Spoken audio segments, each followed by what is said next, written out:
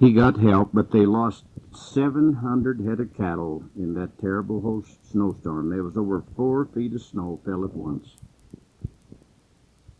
In that country, he said one day he was riding out in what we call Papoose and Squaw Flat, out on Upper Deer Range. And he said he jumped a bunch of cows, and there was some long ears, and he decided he better get his rope down and do some marking and branding. And he did, and took after a lively critter. And he hadn't got going very far, and the horse was in full speed after the one he was going to rope, when it jumped sideways, and it almost upset Grandpa. He looked down in the sagebrush, and there was a dead squaw. Well, he forgot his cowboy work and went back and buried her the best way he could in the sagebrush, and that's why it's called Squaw Flat. Well,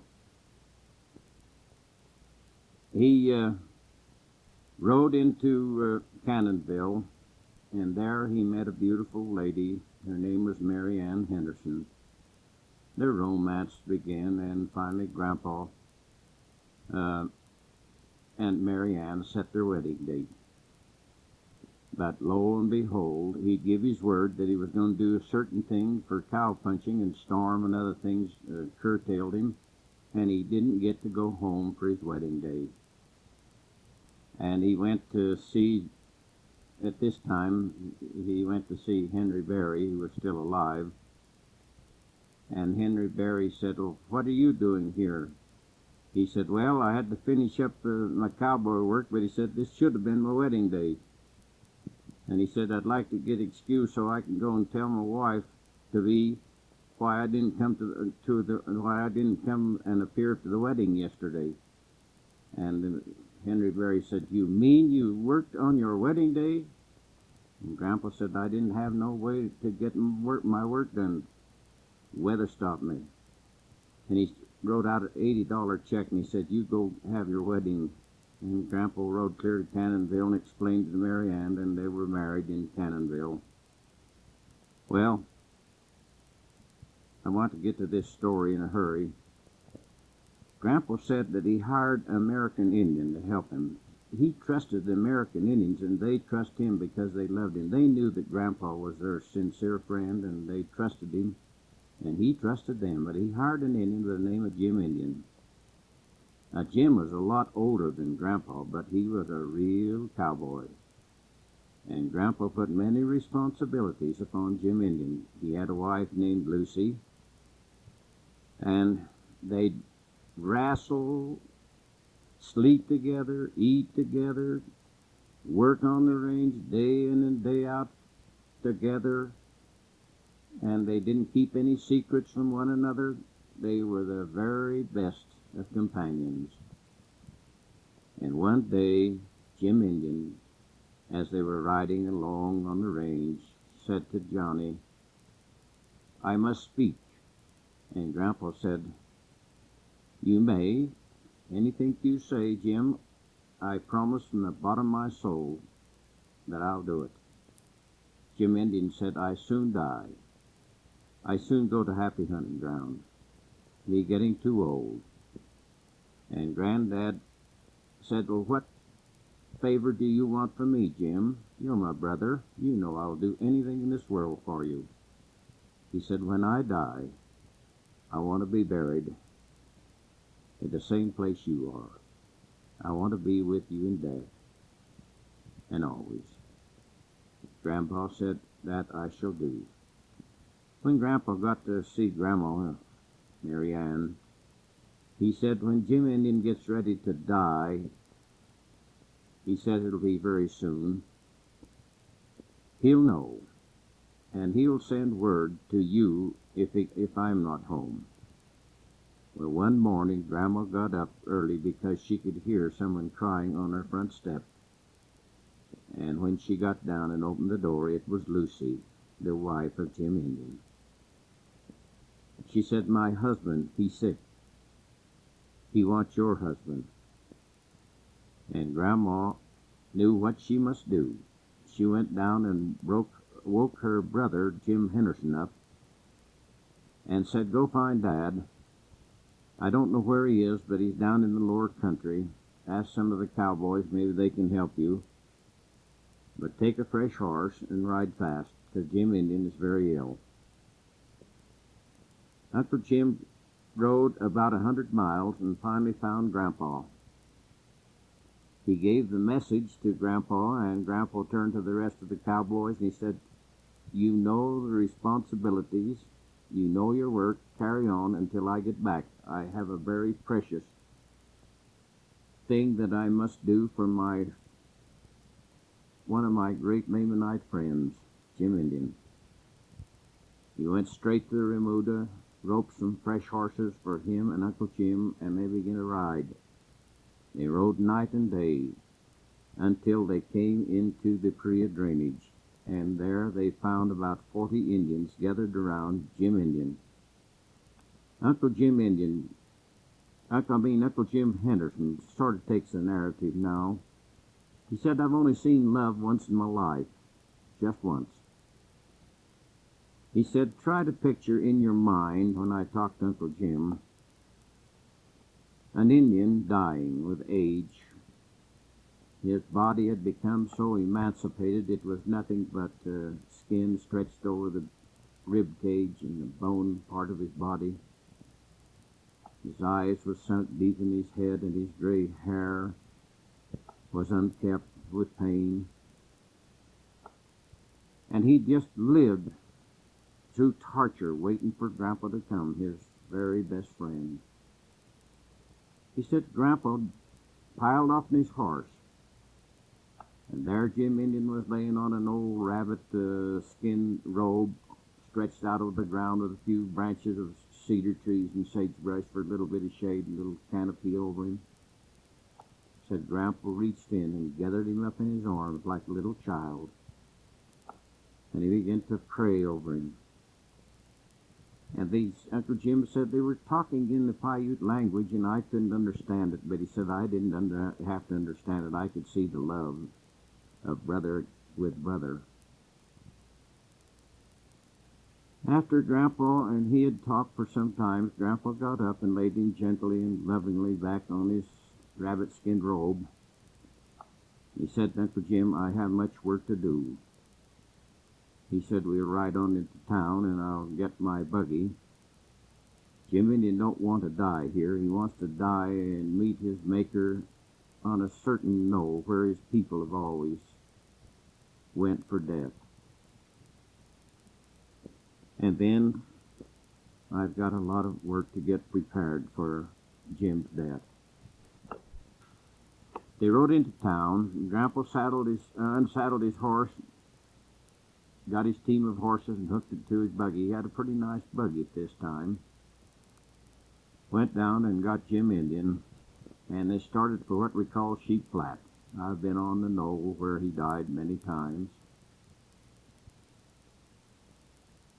All the rest of the Indians come. They were moaning and chanting in their traditional way, and it was awesome, frightening, superstitiously.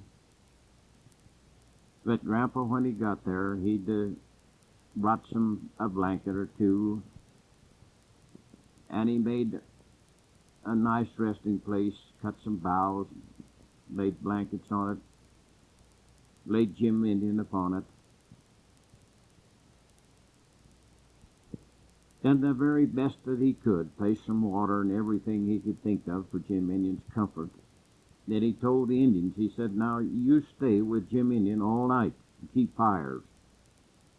Don't let the wolves," there was lots of wolves in that, what we called desert wolves or timber wolves.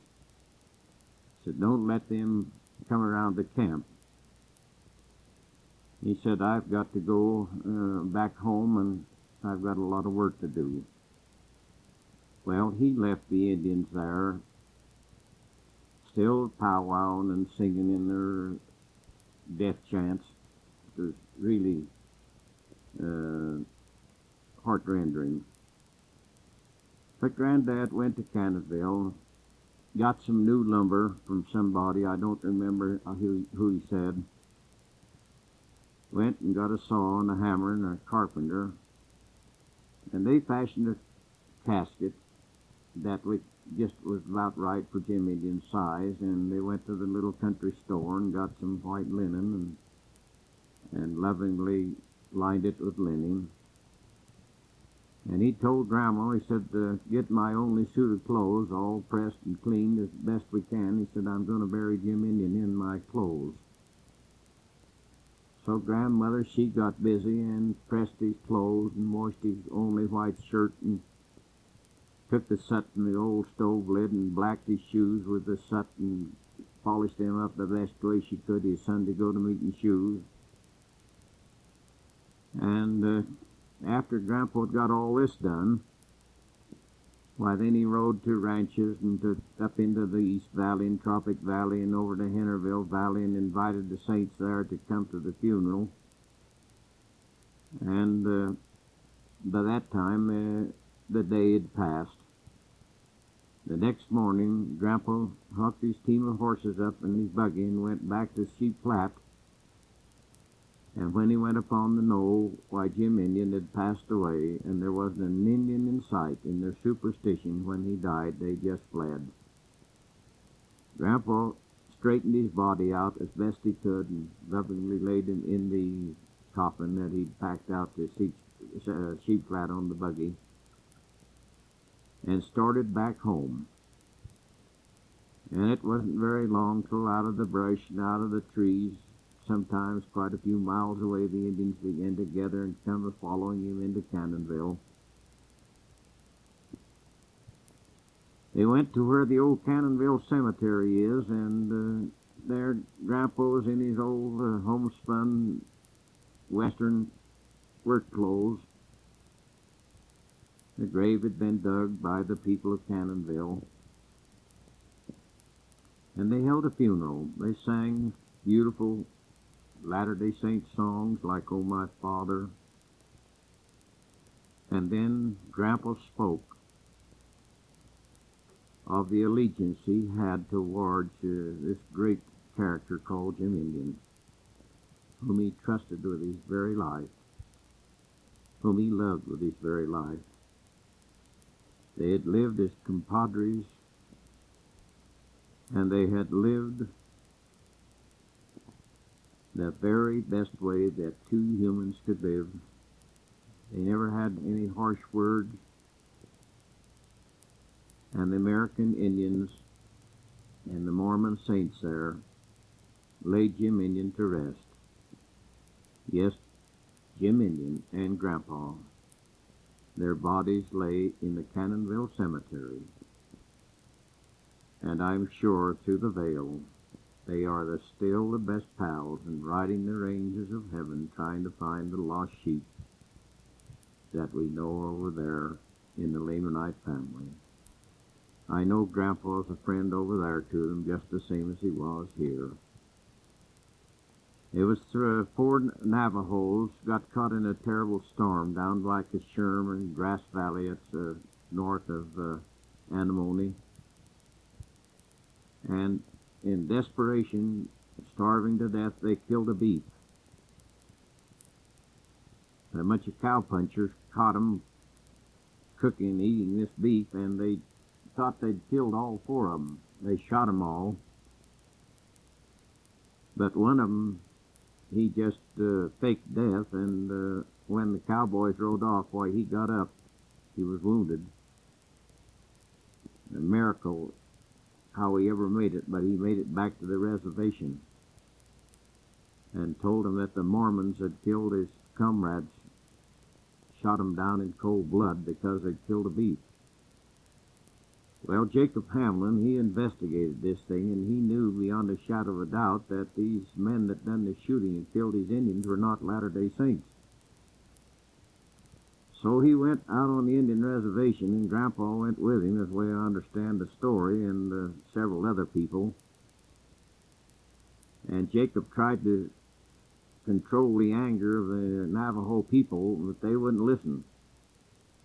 Finally, in desperation, he said, I'll tell you what, you can take me hostage, and if I'm not telling the truth, you can kill me. And so agreement was made, and the Navajos started towards Grass Valley, crossed the Colorado River, and started for Grass Valley. And Grandpa told me that when they got up on Flake Bottom, this had been they'd make a line or find something to demarcation between them. The Navajos would stay on one side, and the white man would stay on the other side. Well, Grandpa was packing for Jacob Hamblin, and him and Jacob would lay on one side of a big fallen down tree, a ponderosa or saw log pine tree. Navajos would stay on that, and they wouldn't cross. They'd give their word that they wouldn't cross that line. Well, stayed that way until they got down to Grass Valley. And Jacob Hamblin proved beyond a shadow of a doubt that the Latter-day Saints didn't have anything to do with the shooting, and a war was averted. And Grandpa said one time he was riding, and he saw quite a lot of Indians, about 40 of them, and he said they were fleeing down what we call Promise Rock between Canville and Hennerville. Said they was really moving out. That everything they had was moving south. He said, I rode up to him and I said, what are you folks doing? Where are you going? Then he counted them, and he saw that one of the main chieftains of the tribe was not in their midst. So he said, where's so-and-so? They said, we don't know. We don't know. No savvy. Well, Grandpa knew they was lying. He said, you're lying to me. Where is your brother? Well, they wouldn't acknowledge that they knew anything about him. So Grandpa just looked up in the direction that they'd been coming, and he could see a smoke. And he thought to himself, oh, I must ride with all the power I've got. And he did. He put spurs to that horse, and he whipped it over and under, and he just went as fast as he could up through in a little canyon called Indian Hollow. And you go through that big cut going between Canville and Hennerville. It's that first left-hand holler. And he could see the smoke coming up and quite a fire. And when he rode up, why, this old chieftain, he got to where he was no use to the tribe. He was a detriment to the tribe, and if they didn't walk into the sunset and just disappear and die, and sometimes they got so feeble and helpless they couldn't. And in their own way, call it cruel if you want to, but it was their way, and they wanted to bring death as quick as possible, I guess. But anyway, he was in a log, cedar, anything they could gather to make sort of a wicky up shade, and they'd set it on fire. And he was inside of it, and I guess when the heat and the smoke got so bad, he tried to get to the door. When Grandpa got there, why, he was just dying, and his legs and feet was inside in the fire, and his torso, head and shoulders was outside, and Grandpa pulled him out and held him in his arms until he passed away. He put him on his horse and took him up the canyon a little ways, and there's a little cave under a Dakota sand ledge, a tan sand ledge, and there he made a grave for him and buried him there. And I guess some of the jokes that been told on Grandpa, he was a real storyteller, much more vivid than I am. Said he was the first white man that ever rode on White Man Bench. That's up along the 18-mile rim road out to the Natural Bridge in Bryce Canyon National Park. Well, he was the first white man to ever ride on it. There's no question about that. But it's been said many times that when he said, was the first man on White Man Bench, that's why it's named after. It's named after me. And then one guy said, well, maybe they called it White Man Bench. But he said, he's no white man. He thought he was an Indian. He did look like an Indian, but he was a full-blooded Welshman and a very beautiful singer. And when I go back to, he had a brother named Philip. Now, Philip was a beautiful tenor singer. I never heard a more fluent, crystal voice than Philip Davis, his brother.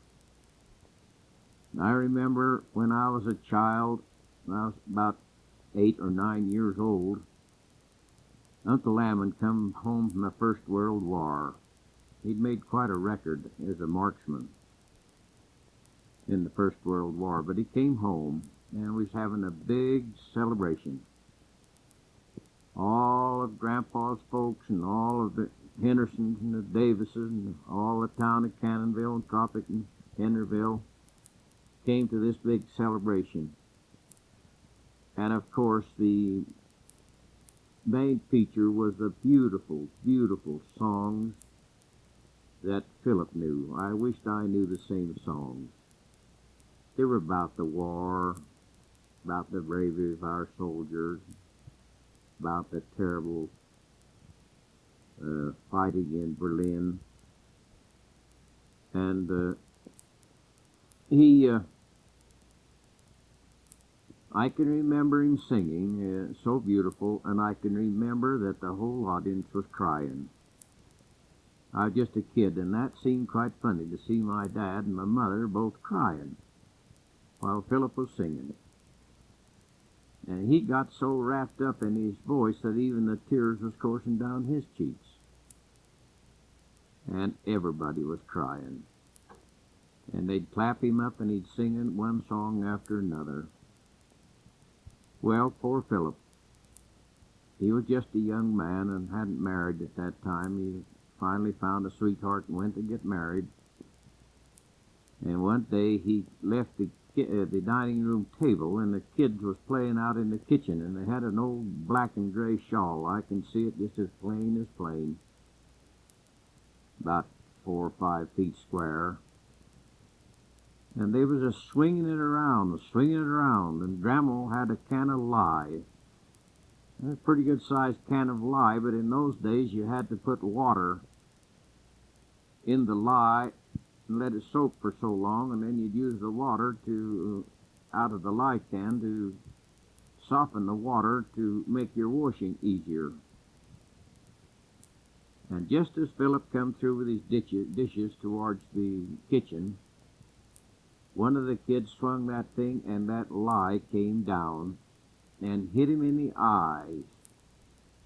And he opened his mouth, and he breathed some of it down his throat and up his nose, and it went in one ear, and he screamed. Well, Grandma saved his life.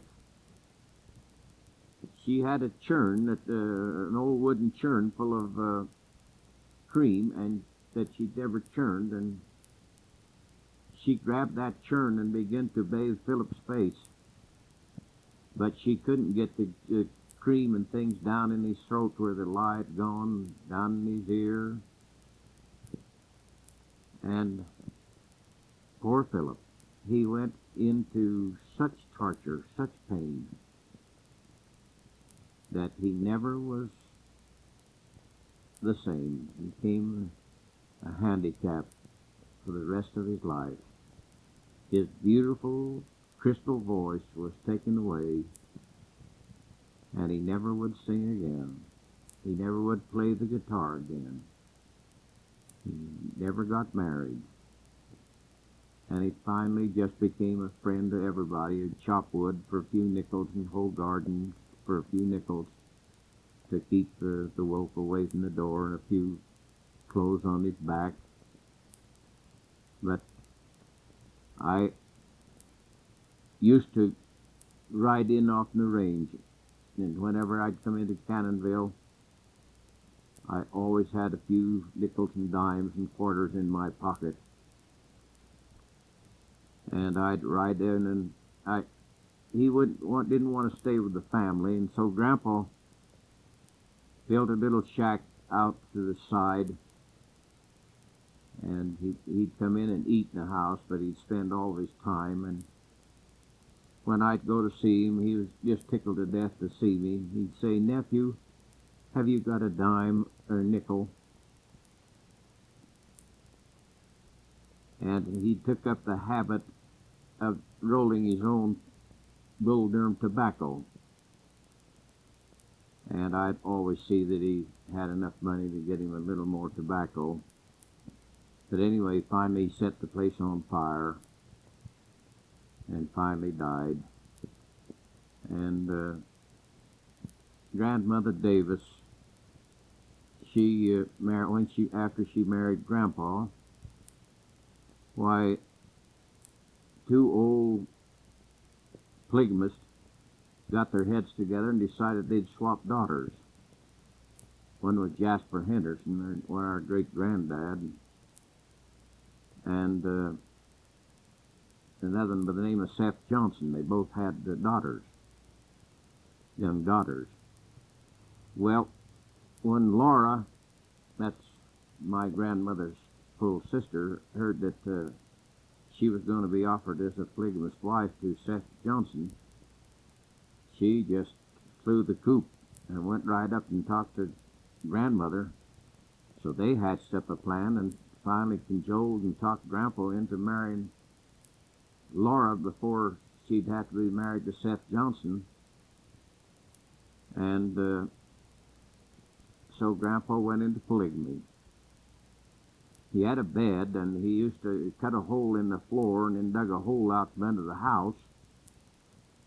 And when the debtors, as they called them, that was the law, when they come to arrest the polygamists for cohabitation with two women, the Indians would always get there first. They'd always see the debtors coming, and they'd beat it to Grandpa's and tell him. In the middle of the night or any time, he'd go down through this trap door, and then he'd climb out and run up in them red rocks west of Cannonville. Had a hideout there. Then the Indians would pack food to him and water and take care of him while he was away. Well, Aunt Laura began to raise a family, and Grandma began to raise a family. Finally, Aunt Laura, after I was born, I don't remember Aunt Laura, but she died when shortly after she gave birth to her last baby, whom we know as Aunt Maud Wheatley. And then that left Grandma with 13 children. And she certainly was a hard-working woman, and I'll never forget her as long as I live. And I have to tell a little joke. When Ray Davenport came in as a music teacher, that's when I was about 11 years old. Why, he had me learn to beat the drums. He'd play the violin, and we had Reva Alstrom, whom he married later on, playing the piano. And we had a few people that could play a saxophone and the cornet. We had quite a band. And we went down to Cannonville to play for a dance. I rode a horse down, and after the dance, I went up and found me a bedroom upstairs and went to bed. Grandpa Davis, all during the dance, had just been sitting over on a bench, and Verdon was just a young buck then, and next morning I could hear Grandma up getting breakfast, so I got up and I was going to get on my horse and ride back to Tropic, and she brought Grandpa's breakfast in, and he kept saying, "I'm tired. I'm just give right out, just pushed. I never been this tired since I don't know when. Didn't sleep worth a darn last night." Well, Grandma, she lit all over, and she says, "Why, Johnny Davis, you sat on that bench, you never danced one set. How could you be tired when you didn't even dance?" Yeah, Grandpa, he just kept saying, "I'm tired." And finally, Grandma couldn't stand it any longer. She said, "Now, Johnny Davis, you tell me why you're tired." He said, "Well, I just watched that son of ours. He got straddle of every tune, and he was so awkward that it just simply give me right out watching him try to dance." And that's quite a little joke. Grandpa come up to Mother's place one day, and Dad was in the bishopric. And we didn't have any store tea, and he liked his English tea. He had a few little bad habits, but when you understood Grandpa, you overlooked those things because you couldn't help but love him. And so Mother didn't have any store tea, but us kids had been out and got some what we call Brigham tea. And we brought this Brigham tea in home, and the Mother, she steeped up some of it, and she placed it in front of him on the table, and Grandpa never said a word. He went ahead and ate his meal and drank his tea, and when it was empty, the cup was empty, why, Mother filled it up again. He drank that. She filled it up again. Finally, a woman, curiosity, she said, "Dad, how do you like the tea?" He looked up at her out of them little Welsh eyes, and she didn't crack a smile. He said, "It's damn poor quality." And that's the way it was. He had a way of expressing himself that everybody loved, but he hardly could say a sentence without putting either hell or damn or by George. Is by George this or damn that or by hell. One time they tell a story on him. He met a man, and they took hold